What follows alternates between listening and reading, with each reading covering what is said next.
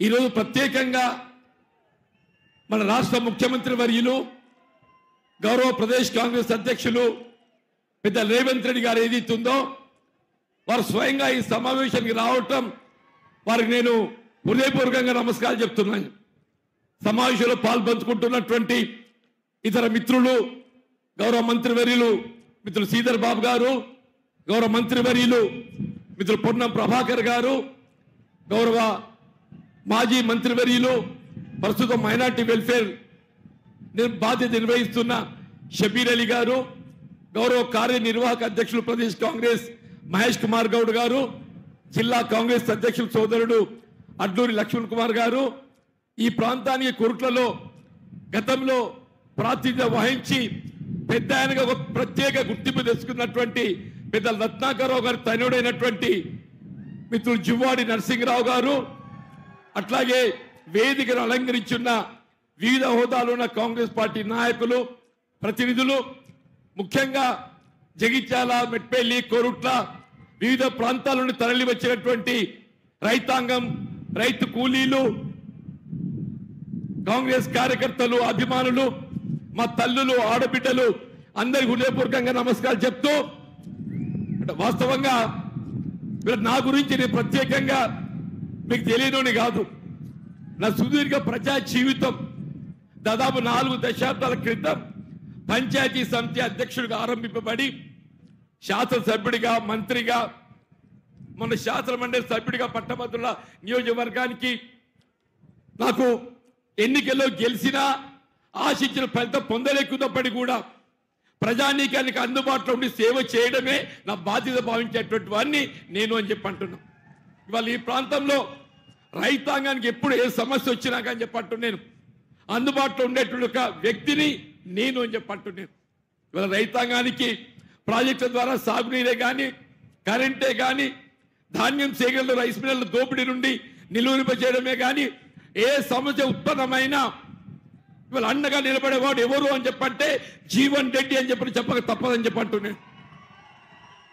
ఇవాళ మొన్నటి శాసనసభ ఎన్నికల్లో ఆశించిన ఫలితం పొందలేని పరిస్థితులలో కాంగ్రెస్ పార్టీ అధిష్టానం పెద్ద రేవంత్ రెడ్డి గారు, గౌరవ ముఖ్యమంత్రి గారు నా సేవలు ఏదైతుందో ఇవాళ కాంగ్రెస్ పార్టీ బలోపేతం కొరకు ప్రజా సేవకు వినియోగింప చేయాలనే ఒక భావనతోని మరి పార్లమెంట్ పోటీ చేయాలని చెప్పని వారు సూచించినప్పుడు వాస్తవంగా వారు కరీంనగర్ పార్లమెంట్కి పోటీ చేయాలని చెప్పని భావించారు. నేను చెప్పాను,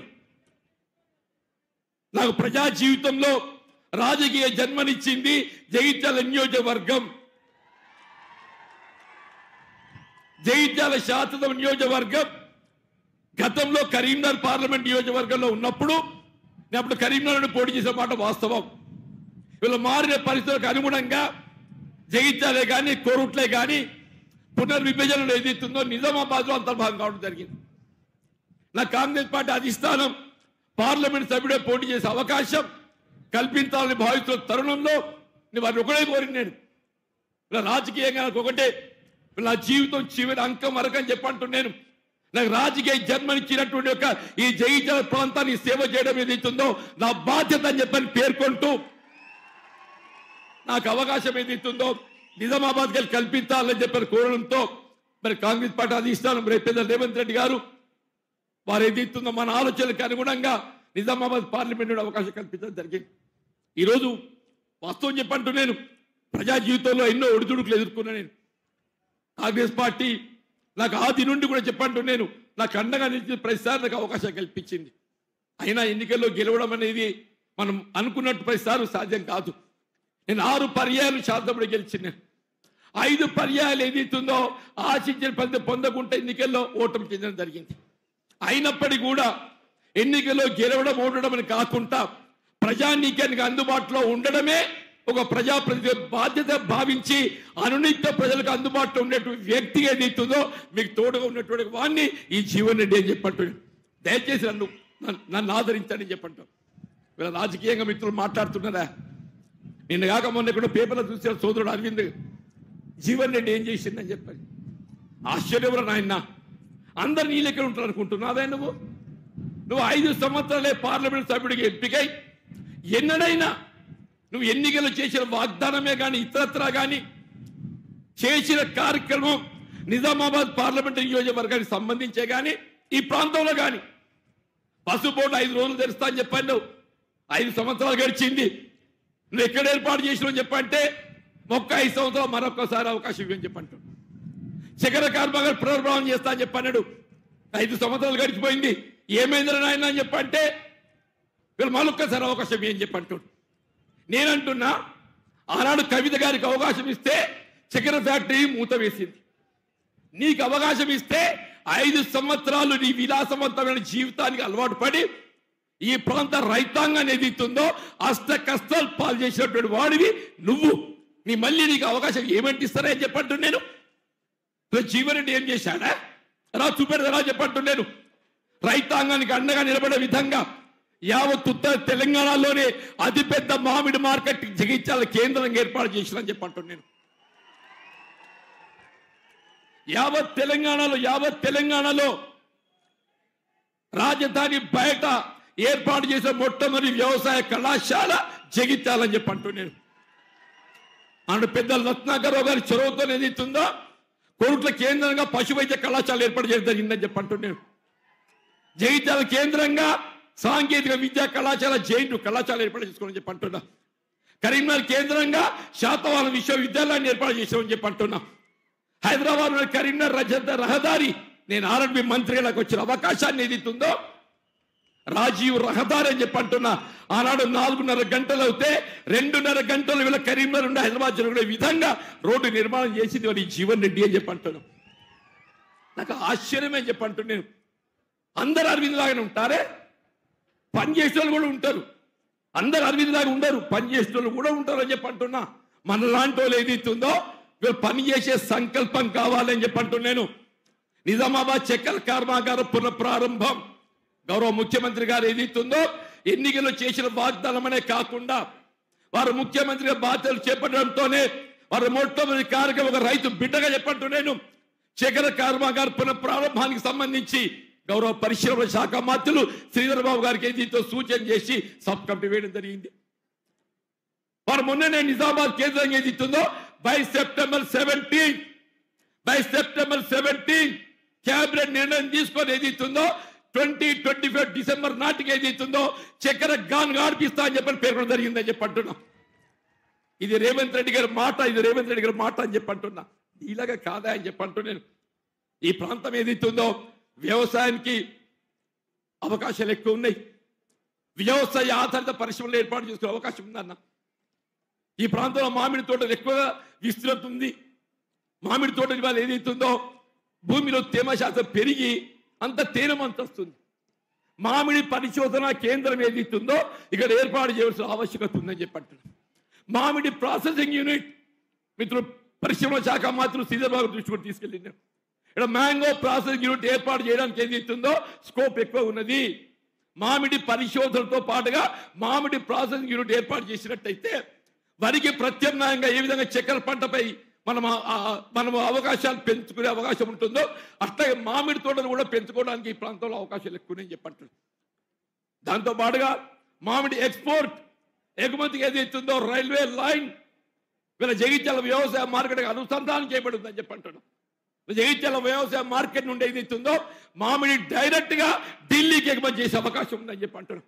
నేను దయచేసి గౌరవ ముఖ్యమంత్రి గారితో ఏదైతుందో ఉత్తర తెలంగాణ ప్రాంతం యొక్క అభివృద్ధి దృష్ట్యా రైతాంగం సంక్షేమ దృష్ట్యా ఇలా మామిడి పరిశోధన అట్లాగే ప్రాసెసింగ్ యూనిట్స్ హార్టికల్చర్ కళాశాల చెప్పంటున్నాను. తెలంగాణ రాష్ట్రం ఏర్పడిన తదుపరి ఏదైతుందో ప్రత్యేకంగా మన హార్టికల్చర్ యూనివర్సిటీ ఏర్పాటు చేసుకున్నాం.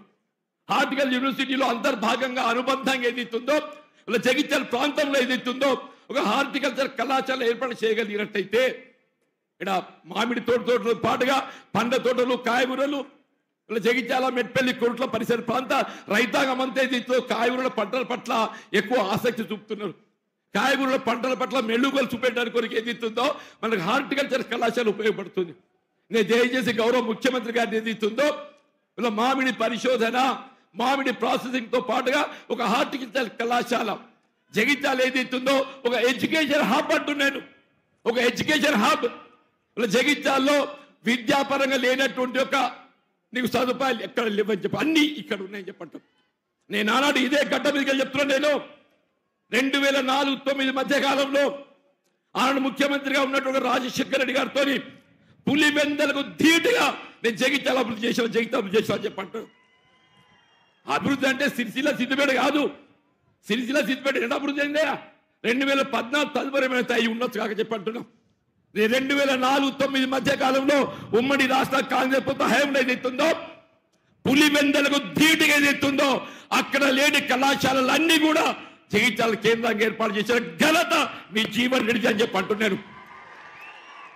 నిరుద్యోగ యువతకు ఏదైతుందో నాక్ శిక్షణ కేంద్రం, నిరుద్యోగ యువతకు నాక్ శిక్షణ కేంద్రం చెప్పంటున్నా. స్థానికంగా ఉద్యోగ అవకాశాలు లభించక ఏదైతుందో ఇలా విదేశాలు మస్కట్, దుబాయ్, బెహ్రాన్ ఇవాళ గల్ఫ్ పోతున్నటువంటి కార్మికులకు ఏదైతుందో నేర్పరితనంతో స్కిల్ డెవలప్మెంట్ ఏదైతుందో మెరుగైనట్టుగా వారికి ఉపాధి లభింపజేయబడే విధంగా ఇక్కడ నాక్ శిక్షణ కేంద్రాన్ని ఏర్పాటు చేయడం జరిగిందని చెప్పంటారు. ఇలా గల్ఫ్ కార్మికుల సంక్షేమం కొరకు ఏదైతుందో మీరు మొన్ననే వీళ్ళ గల్ఫ్ NGOస్తో సమావేశం ఏర్పాటు చేసిండ్రు. ఎవరైనా అకాల మరణకు గురైనట్టయితే గల్ఫ్ కార్మికుల బిడ్డలను ఆదుకోవడానికి కొరకు 5 లక్షల రూపాయల ఆర్థిక సాయం కల్పించ చేయడంతో పాటుగా గల్ఫ్ కార్మిక సంక్షేమ బోర్డు కూడా ఏర్పాటు చేయడానికి గౌరవ ముఖ్యమంత్రి గారు ఏదైతుందో ఆదేశాలు జారీ చేసిందని చెప్పంటారు. ఆనాడు ఏదైతే ఉమ్మడి రాష్ట్రంలో కాంగ్రెస్ ప్రభుత్వంలో NRI శాఖ మిత్రులు షబ్బీర్ అలీ గారు నిర్వహించారు. ఇవాళ స్వయంగా మన ముఖ్యమంత్రి గారు ఏదైతుందో విదేశాంగ శాఖ NRI రాష్ట్ర పరిధి లోపల ఏదైతే విదేశాంగ శాఖ లేకున్నప్పటికీ కూడా గల్ఫ్ కార్మిక సంక్షేమ దృష్టి ఉంచుకొని ఏదైతుందో వారు స్వయంగా సమీక్షించి వాళ్ళ సంక్షేమను పాటుపడే విధంగా ఏదైతుందో పాటుపడుతుంది మన గౌరవ ముఖ్యమంత్రి గారు అని చెప్పి చెప్పక తప్పదని చెప్పంటున్నాడు. వీళ్ళ బీడీ కార్మికులే మన ప్రాంతంలో ఆడబిడ్డలు ఏదైతుందో ఇలా May 1 ప్రపంచ కార్మిక దినోత్సవం చెప్పంటున్నా. స్థానికంగా ఆడబిడ్డలు ఏదైతుందో వీళ్ళ కేంద్ర ప్రభుత్వం యూపీఏ ప్రభుత్వం చేపట్టినటువంటి ఒక ఉపాధి హామీ పథకానికి తోడు మా ఆడబిడ్డలు నీడ పట్టు ఏదైతుందో వాళ్ళు బీడీలు చేస్తారే. వీళ్ళ బీడీ పరిశ్రమ కేంద్ర ప్రభుత్వానికి ఏమైపోయిందంటే ఒక ఆదాయం చూపెట్టేటువంటి ఒక పరిశ్రమ అయిపోయింది. కానీ ఆ పరిశ్రమకు మూలాధారమైనట్టుగా ఆడబిడ్డలను ఆదుకోవడానికి కొరకు ఇంతవరకు ఒక సంక్షేమ కరకు లేదో చెప్పంటున్నాం. తెలంగాణ రాష్ట్రం గతంలో బీడీ పరిశ్రమపై ఆధారపడి ఆడబిడ్డలకు ఏదైతుందో పెన్షన్ సౌకర్యం కల్పించాలని భావించిన కానీ 2014 కట్ ఆఫ్ డేట్ పెట్టడంతో 2014 తదుపరి ప్రావిడెంట్ ఫండ్ గుర్తింపు పొందిన ఆడబిడ్డలకు పెన్షన్ సౌకర్యం లభ్యపడటం లేదు అని చెప్పంటాం. గౌరవ ముఖ్యమంత్రి గారు ఏదైతుందో బీడీలు చేసే ఆడబిడ్డ మీరు ప్రావిడెంట్ ఫండ్ ఎప్పుడు గుర్తింపబడ్డా కానీ మీకు అందరి పెన్షన్ సౌకర్యం కల్పింపజేయబడడం ఇలా ఈ రాష్ట్రంతో బాధ్యత వహిస్తామని చెప్పంటారు. అట్లా ఏదైతుందో 1000 బీడీలు చేస్తే ఎంత వస్తుంది? 230 రూపాయలు వస్తుంది. దినమంతా మనం షార్ట్ వేసుకొని కూర్చుంటే 100-150 బీడీలు కంటే ఎక్కువ చేయమని చెప్పంటారు. అటువంటిది ఏదైతుందో బీడీ కార్మికులను ప్రోత్సహించే విధంగా ఏదైతుందో ఈ 230 వేతనాన్ని 300 చేయబడే విధంగా ఏదైతుందో మరి గౌరవ ముఖ్యమంత్రి చొరవ తీసుకోవాలని చెప్పి కోరుతామని చెప్పారు. అట్లా ఇవాళ జగిత్యాల ప్రాంతం ఏదైతుందో ఎడ్యుకేషన్ హబ్ తోడు ఇక్కడ మెడికల్ ఫెసిలిటీస్ కూడా ఏర్పాటు చేసే ఆవశ్యకత ఉందని చెప్పంటారు. మెడికల్ ఫెసిలిటీ సంబంధించి జిల్లా కేంద్రం ఏర్పాటు కాబడడంతోనే వైద్య కళాశాల ఏర్పడ్డది. కానీ వైద్య సదుపాయాల నిమిత్తం ఏదైతుందో ఇంతవరకు సూపర్ స్పెషాలిటీ వింగ్స్ ఏర్పాటు చేయబడలేదు. నేను గౌరవ ముఖ్యమంత్రి గారు ఏదైతుందో వీళ్ళ ఎక్కడెక్కడైతే ప్రభుత్వ వైద్య కళాశాలలు ఏర్పాటు చేయడం జరిగిందో ప్రభుత్వ వైద్య కళాశాల అన్నింటిలో కూడా సూపర్ స్పెషాలిటీ వింగ్ అని చెప్పి అంటున్నా. మీ నెఫ్రాలజీ కానీ, యూరాలజీ కానీ, న్యూరో సర్జరీ కానీ, కార్డియాలజీ కానీ విభాగాలన్నీ కూడా ఏర్పాటు చేయబడ్డప్పుడు మాత్రమే ఏదైతుందో స్థానికంగా వైద్య సదుపాయాలు మెరుగే అవకాశం ఉంటుందని చెప్పంటాం.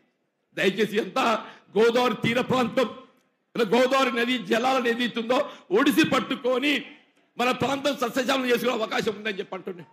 గోదావరి నది జలాలను వినియోగం చేయబడే విధంగా మీరు ఎల్లంపల్లి ప్రాజెక్టు పైన అని చెప్పంటున్నాను.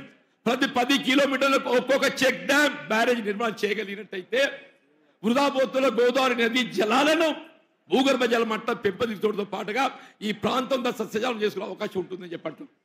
దయచేసి గౌరవ ముఖ్యమంత్రి గారు వాళ్ళ ఎన్నికల సందర్భంగా మన అందరి యొక్క మద్దతు కూడగొట్టి మరి కాంగ్రెస్ పార్టీ అభ్యర్థిగా వారు కల్పించిన అవకాశాన్ని విజయపథంలో నడిపించడానికి వరకు ఏదైతుందో వారు స్వయంగా రావటం మరి వారికి ఇంత పెద్ద ఎత్తున జనసందోహం చెప్పంటారు.